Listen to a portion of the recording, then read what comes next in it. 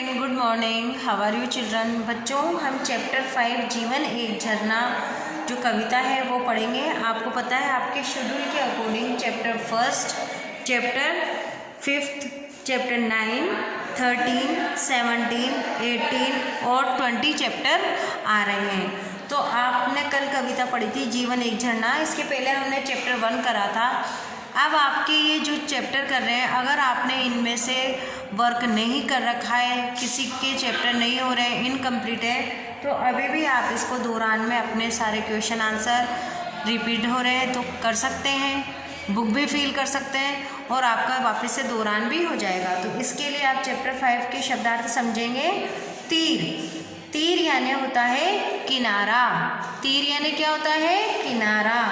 राह, राह यानी रास्ता। राह यानी रास्ता।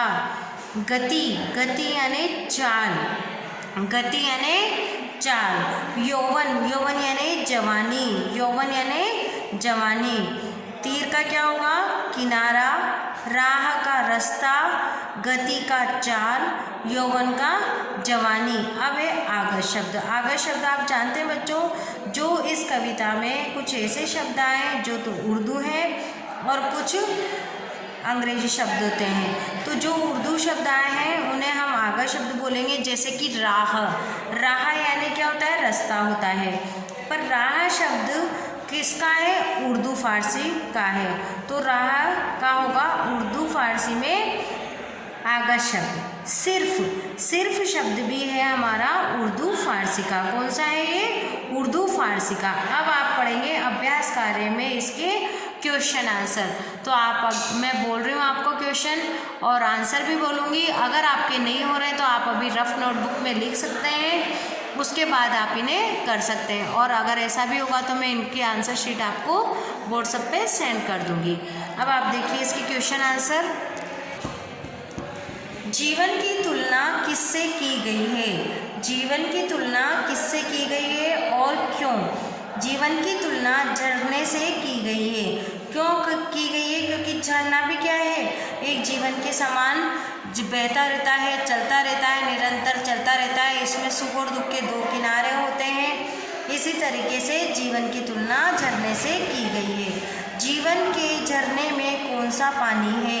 जीवन के जो झरना है उसमें मस्ती रूपी पानी है। सुख दुख किसके समान है? सुख और दुख दो किनारे हैं। तीरे यानी किनारे हैं, तो सुख और दुख दो किनारे हैं। कैसे पता चलता है कि झरने में यौवन है? जिस तरीके से यौवन व्यक्ति, युवा व्यक्ति अपनी मस्ती में चलता है, रुकता नहीं है, मस्त रहता है, इसी तरीके से झरने में भी गति है, यौवन है, वह हमेशा आगे बढ़ता है।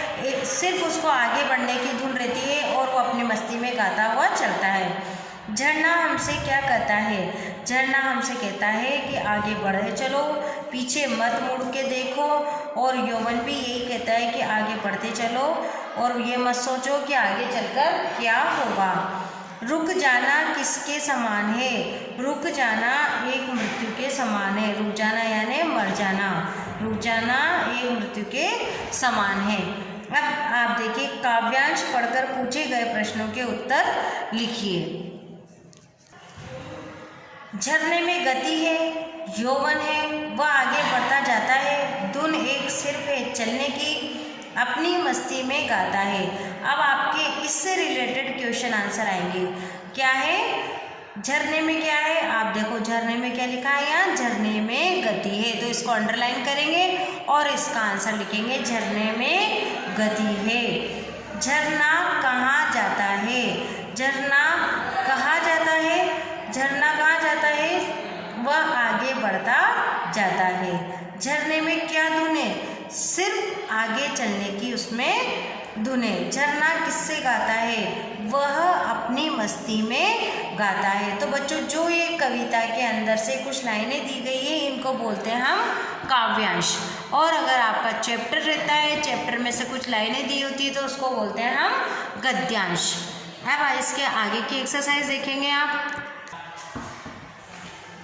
सरलार्थ करना। चलना है, केवल चलना है, जीवन चलता रहता है, मर जाना है, रुक जाना है, झरना है, झरझर कहता है। मतलब इसमें बताया गया है हमें हमेशा जीवन में आगे बढ़ते रहना चाहिए, चलते रहना चाहिए। ये नहीं सोचना चाहिए कि आगे हमें सुख मिलेगा, दुख मिलेगा या क्या होगा। अगर हम ऐसे सोचेंगे और अगर रुक जाएंगे तो इसके मतलब मरने के समान है। जैसे जीवन चलते चलते रुक जाता है तो इसका मतलब जीवन वहीं समाप्त हो गया आपका। यही झरना झरझर के यानी बह बह के कहता है। अब आप देखिए इसके क्वेश्चन आंसर आपने देखे। अब जो करेंगे आगे इसकी एक्सरसाइज है वो देखिए बच्चों, आप समझ लीजिए इसे भी। यौवन भाववाचक संज्ञा है, अन्य भाववाचक संज्ञा देखें और समझें। बुढ़ापा, बुढ़ापा का क्या है? बचपन। बुढ़ापा का अपोजिट क्या है? बचपन। अब ऐसे ही अन्य दो उदाहरण आपको देने हैं। जैसे यौवन क्या है? भाववाचक संज्ञा। क्या है यौवन? भाववाचक संज्ञा।